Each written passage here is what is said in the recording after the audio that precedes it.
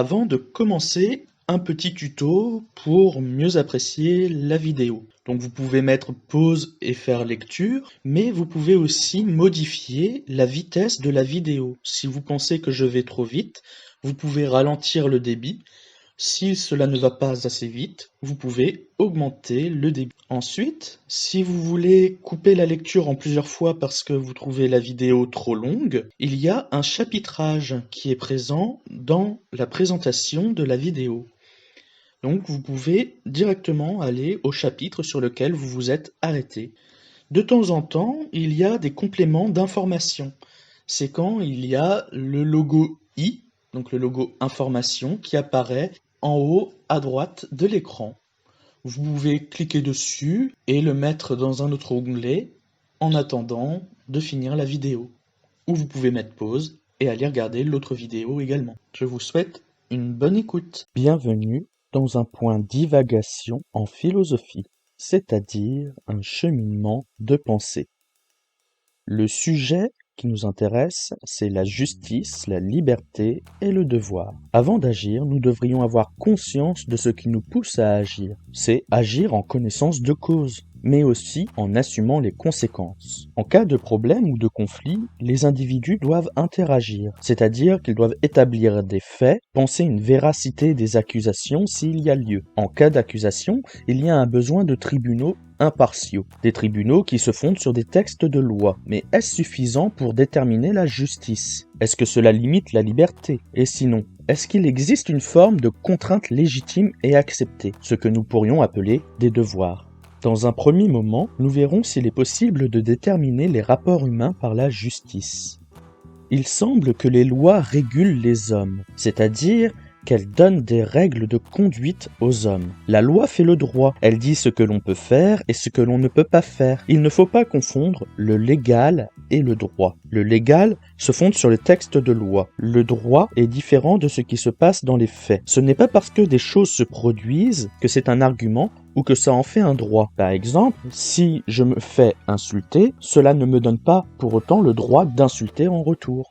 Les faits ne correspondent pas forcément à ce qui devrait être. Cela nous conduit à des obligations, au respect d'un règlement, comme suivre un code d'honneur, comme on entend parler dans certains médias, certains films, séries, livres, etc. Lord Walder! Lord Walder, assez! Que cela cesse! Je vous en prie! C'est mon fils! Mon premier-né! Laissez-le partir et je jure que nous oublierons cela. Je le jure par les anciens dieux et les nouveaux. Il n'y aura pas de vengeance. Vous aviez déjà juré quelque chose ici même, dans mon château.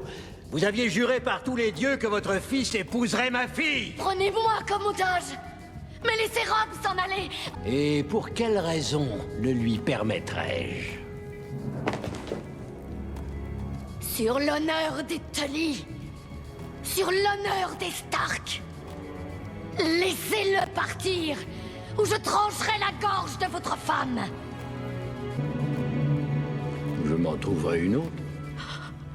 Et cela ne correspond pas forcément au devoir. Pourtant, on parle de droit qui ne serait pas dans la loi. Qu'est-ce que le droit? Dans une première sous-partie, nous verrons qu'il y a deux types de droits. Il y aurait un droit positif et un droit naturel. Le droit positif, c'est le droit qui est inscrit dans la loi. C'est le légal. Le droit naturel, c'est un idéal qui correspond à une valeur morale, c'est le légitime. Les deux ne s'excluent pas. Une chose peut être légale ou illégale, comme l'euthanasie. Une chose peut être légale et illégitime, comme l'euthanasie ne correspondant pas à des préceptes religieux. Ou une chose peut être illégale et légitime, comme le droit de mourir dans de bonnes conditions.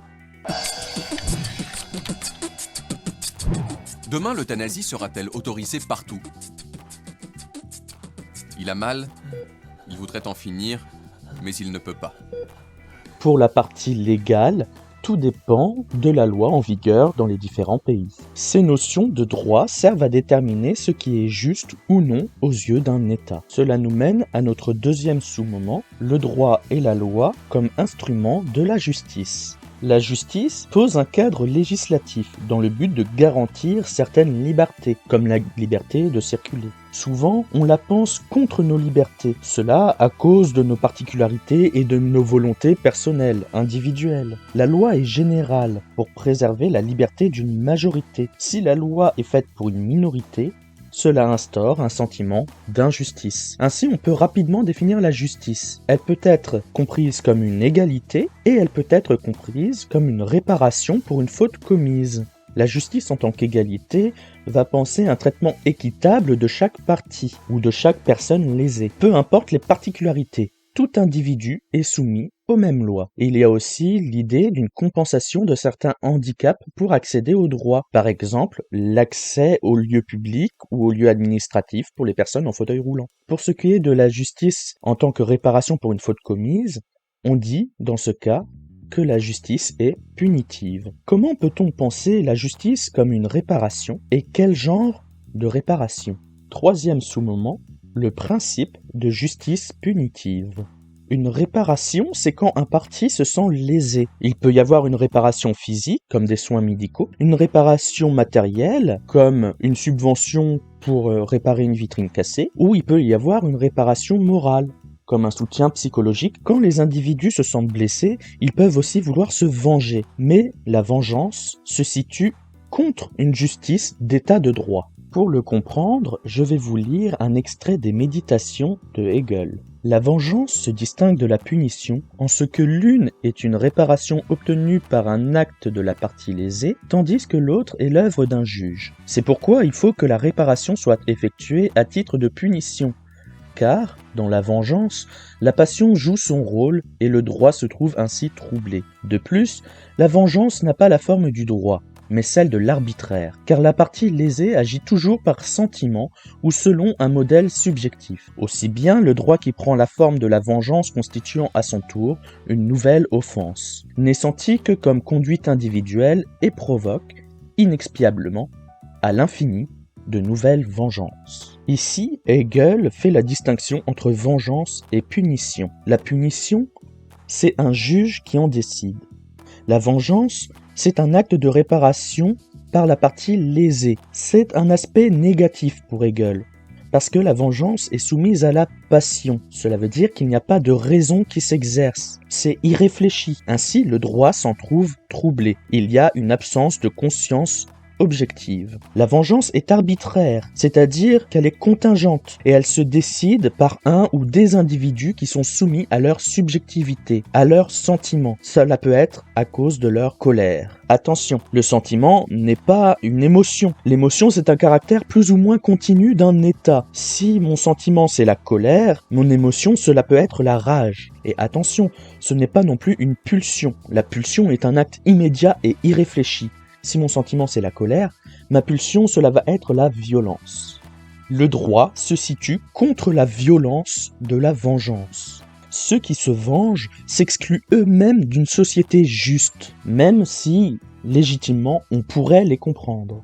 Il y a l'idée que la vengeance mène à d'autres vengeances, que c'est quelque chose qui va à l'infini et qui peut mener à des guerres. Typiquement, la vengeance peut être comprise comme la loi du talion, la loi qui dit œil pour œil, dent pour dent. La loi du talion est l'une des premières lois écrites par des hommes. Il s'agit du code de Hammurabi, qui a été écrit à Babylone vers 1730 avant Jésus-Christ. Il y a comme un devoir de vengeance, souvent sous l'étiquette de l'honneur familial. Pour que nous renoncions à la vengeance, il faut que nous pensions la loi efficace. C'est l'idée du positivisme juridique. La loi doit être efficace. Le droit ne rechercherait pas la légitimité ou le moral. Et c'est là qu'il y a un risque de dérive autoritaire. Le problème, ce n'est pas la dictature, mais le manque de morale. En philosophie, on pense que la justice devrait être un mélange de légalité et de légitimité. Les individus doivent respecter des lois moralement acceptables. Cela peut influencer sur nos libertés et notre manière de penser la loi et son infraction. Quels sont nos rapports à la moralité et à la liberté lorsque la loi est atteinte ? Deuxième grand moment, la loi est un devoir de justice comme cession volontaire de notre liberté. Le fait de désobéir à la loi ou à un précepte moral est quelque chose qui fait plus de mal que de bien à l'homme. même s'il y trouve un intérêt immédiat. C'est le sens de la phrase de Socrate « Nul n'est méchant volontairement ». Selon lui, il serait préférable de subir plutôt que de commettre l'injustice. L'injustice est toujours une ignorance. Cela veut dire que l'on n'a pas conscience du vrai et du bien. Subir ne serait que matériel ou physique, alors que commettre, c'est nous rendre moins humains, moins rationnels, moins raisonnables. Et les hommes doivent être raisonnables. La justice n'est pas à la charge d'un homme, mais d'un État. C'est l'État qui va garantir la liberté des individus. Mais qu'est-ce que la liberté? C'est ce que nous allons voir dans notre premier sous-moment, ce qu'est la liberté. Une première définition pourrait être faire ce que l'on veut ou ce qui nous plaît. Mais faire ce que l'on veut demande une conscience, un pouvoir de décision des individus, la capacité de faire des choix. La liberté semble ne pas être une contrainte. Et la liberté semble ne pas être une obligation.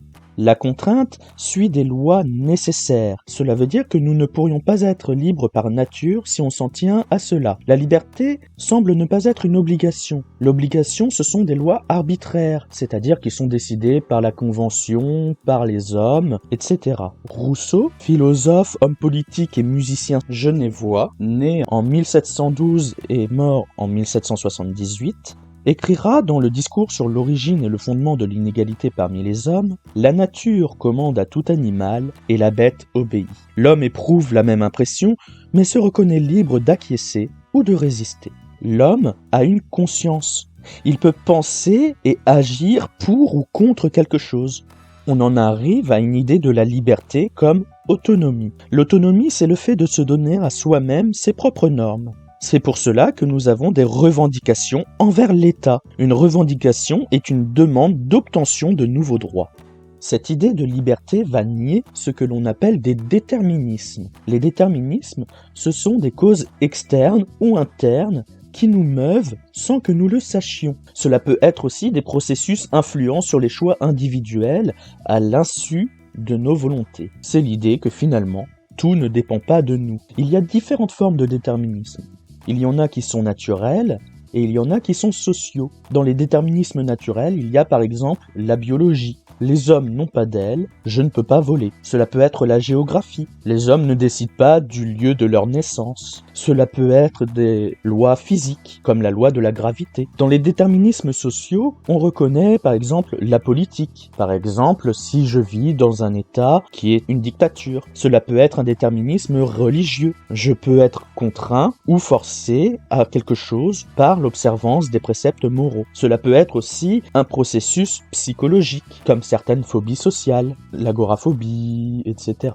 La liberté semble être alors une illusion. Nous ne pourrions que croire que l'on est libre. C'est un peu le sens de ce qu'écrit Spinoza dans la lettre à Schuller.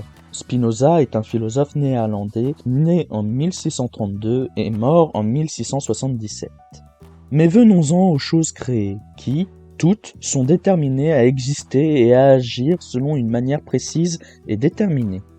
Pour le comprendre clairement, prenons un exemple très simple. Une pierre reçoit d'une cause extérieure qui la pousse une certaine quantité de mouvement, par laquelle elle continuera nécessairement de se mouvoir après l'arrêt de l'impulsion externe. Concevez maintenant, si vous voulez bien, que la pierre, tandis qu'elle continue de se mouvoir, sache et pense qu'elle fait tout l'effort possible pour continuer à se mouvoir. Cette pierre, assurément, puisqu'elle n'est consciente que de son effort, croira être libre et ne persévérer dans son mouvement que par la seule raison qu'elle le désire. Telle est cette liberté humaine que tous les hommes se vantent d'avoir et qui consiste en cela seul que les hommes sont conscients de leurs désirs et ignorants des causes qui les déterminent.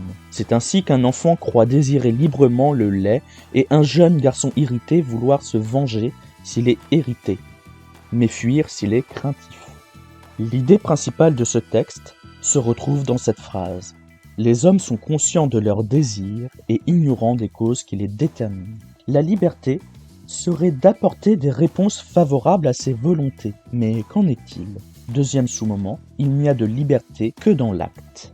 L'homme souhaite fondamentalement deux choses. L'homme veut agir et l'homme veut penser. Agir demande une possibilité matérielle, en plus de la volonté. Penser est quelque chose de plus abstrait. On ne voit pas trop à quoi cela peut correspondre. En effet, à quoi correspondrait la liberté de penser? Est-ce que c'est vraiment une liberté? Pour y répondre, nous pouvons penser à Wittgenstein, qui est un mathématicien, logicien et philosophe autrichien, né en 1889 et mort en 1951. Il aura pensé ce problème dans le Tractatus Logico-Philosophicus. Pour lui, la volonté et la pensée ne suffisent pas à la liberté.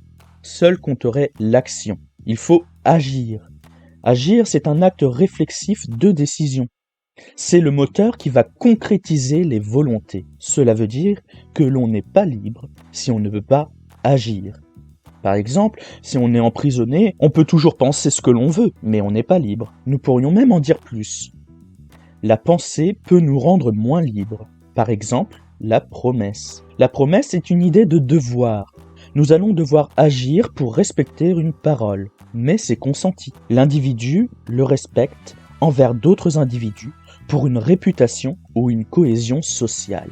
Cela nous mène à notre troisième sous-moment, le devoir, un compromis de l'individu pour la société. Dans cette partie, je me référerai surtout à Kant dans les fondements de la métaphysique des mœurs. Il y explique que le devoir est toujours envers la société et est pensé par le « je ». Le « je », c'est le sujet moral et juridique. Le devoir est défini comme la nécessité d'accomplir une action par respect pour la loi morale, c'est-à-dire pour la condition de possibilité de l'action. Mais pour nous guider, il existe des préceptes, comme l'impératif catégorique, qui établit la nécessité éthique de l'action. On retrouve ici la déontologie kantienne. La déontologie va s'opposer à une autre forme de précepte moral qui s'appelle l'utilitarisme ou le conséquentialisme. Pour le conséquentialisme, ce qui est juste est ce qui apporte le meilleur au plus grand nombre. Pour la déontologie, il y a un impératif, dont l'impératif catégorique kantien. Celui-ci nous dira « agis uniquement d'après la maxime qui fait que tu peux vouloir en même temps qu'elle devienne une loi universelle ». Une maxime est un précepte. C'est l'implication de la volonté des individus qui doivent se projeter dans l'universel.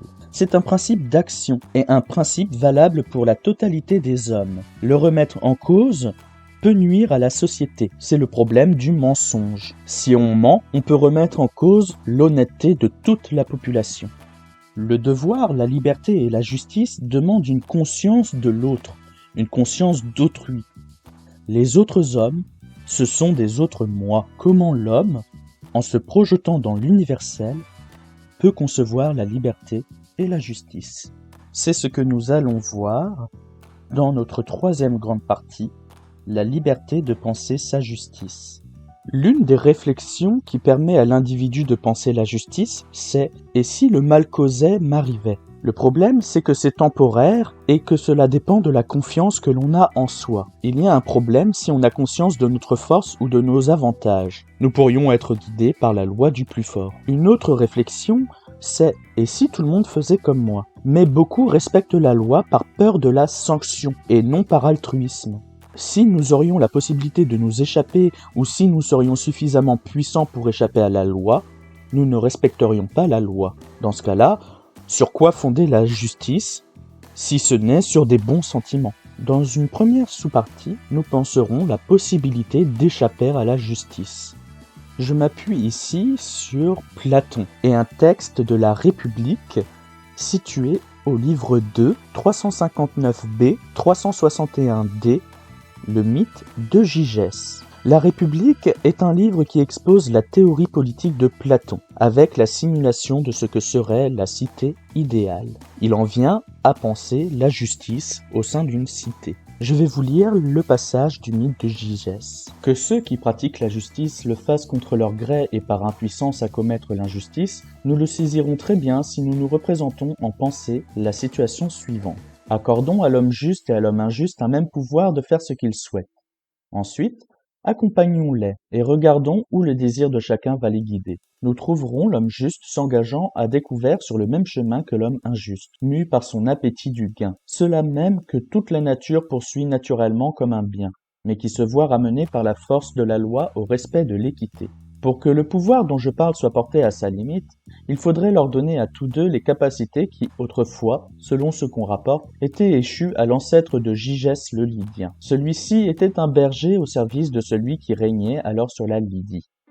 Après un gros orage et un tremblement de terre, le sol s'était fissuré et une crevasse s'était formée à l'endroit où il faisait paître son troupeau. Cette vue l'émerveilla, et il y descendit pour voir, entre autres merveilles qu'on rapporte, un cheval d'airain creux, percé de petites ouvertures à travers lesquelles, ayant glissé la tête, il aperçut un cadavre, qui était apparemment celui d'un géant. Ce mort n'avait rien sur lui, si ce n'est un anneau d'or à la main, qu'il prit avant de remonter. À l'occasion de la réunion coutumière des bergers, au cours de laquelle il communiquait au roi ce qui concernait le troupeau pour le mois courant, notre berger se présenta portant au doigt son anneau. Ayant pris place avec les autres, il tourna par hasard le chaton de l'anneau vers la paume de sa main.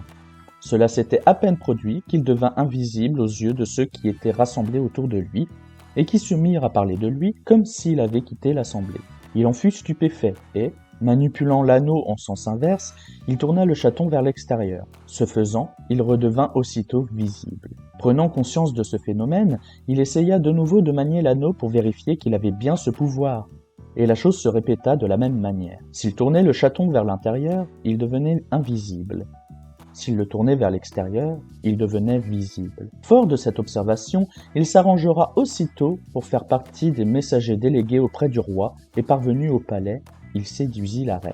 Avec sa complicité, il tua le roi et s'empara ce faisant du pouvoir. Supposons à présent qu'il existe deux anneaux de ce genre, l'un au doigt du juste, l'autre au doigt de l'injuste. Il n'y aurait personne, semble-t-il, d'assez résistant pour se maintenir dans la justice et avoir la force de ne pas attenter au bien d'autrui et de ne pas y toucher, alors qu'il aurait le pouvoir de prendre impunément au marché ce dont il aurait envie, de pénétrer dans les maisons pour s'unir à qui lui plairait, et de tuer les uns, libérer les autres de leurs chaînes selon son gré, et d'accomplir ainsi dans la société humaine tout ce qu'il voudrait, à l'égal d'un dieu. S'il se comportait de la sorte, il ne ferait rien de différent de l'autre, et de fait, les deux tendraient au même but. On pourrait alors affirmer qu'on tient là une preuve de poids que personne n'est juste de son plein gré, mais en y étant contraint, compte tenu du fait qu'on ne l'est pas personnellement en vue d'un bien.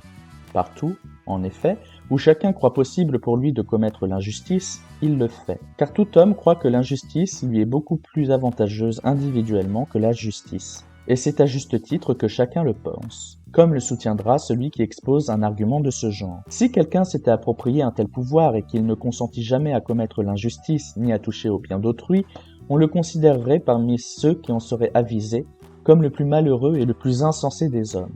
Il n'en ferait pas moins son éloge en présence les uns des autres, se dupant mutuellement dans la crainte de subir eux-mêmes une injustice. Voilà comment se présentent les choses. Pour ce qui est du jugement à porter sur l'existence de ceux dont nous parlons, nous ne serons en mesure d'exprimer ce jugement correctement que si nous considérons séparément l'homme le plus juste et l'homme le plus injuste. Sinon, ce ne sera pas possible. Comment faire cette séparation ? Voici. N'enlevons rien à l'injustice de l'homme injuste, et n'enlevons rien non plus à la justice de l'homme juste, mais supposons que chacun réalise parfaitement l'activité qui est la sienne. D'abord, que l'homme injuste fasse comme les artisans de haut calibre, par exemple comme le pilote expert, comme un grand médecin qui a conscience de ce qu'il est possible et de ce qui n'est pas possible dans l'exercice de son art. Ce qui est possible, il l'entreprend. Ce qu'il ne l'est pas, il le laisse de côté. S'il lui arrive de faire erreur, il est capable de corriger la situation. De même, il faudrait aussi que l'homme injuste mène adroitement ses entreprises injustes et qu'il le fasse en passant inaperçu. S'il doit devenir vraiment injuste, celui qui se laisse découvrir, on jugera qu'il est médiocre. L'injustice ultime, c'est, en effet, de paraître juste tout en ne l'étant pas. Accordons donc à l'homme parfaitement injuste l'injustice absolue et qu'on n'y retranche rien.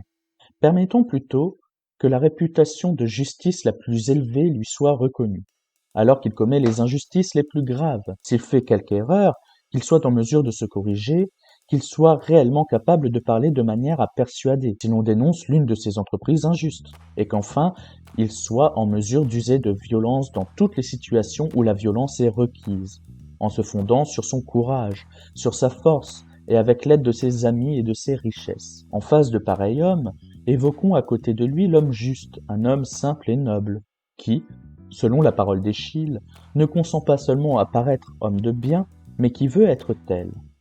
Enlevons lui ce paraître, car s'il paraît juste, Il recevra les honneurs et les gratifications qui sont accordés à celui qui paraît juste. Et dès lors, il ne sera pas clair s'il est juste en raison des honneurs et des gratifications ou en raison de ce qui est juste. Il faut donc qu'il soit dépouillé de tout, sauf de la justice, et qu'on le mette dans la situation contraire à celle du précédent, que sans avoir commis aucune injustice, il ait la réputation de l'injustice la plus considérable, afin qu'il soit mis à l'épreuve de son engagement envers la justice par son indifférence à l'égard de la mauvaise réputation et de toutes les conséquences qui en découlent.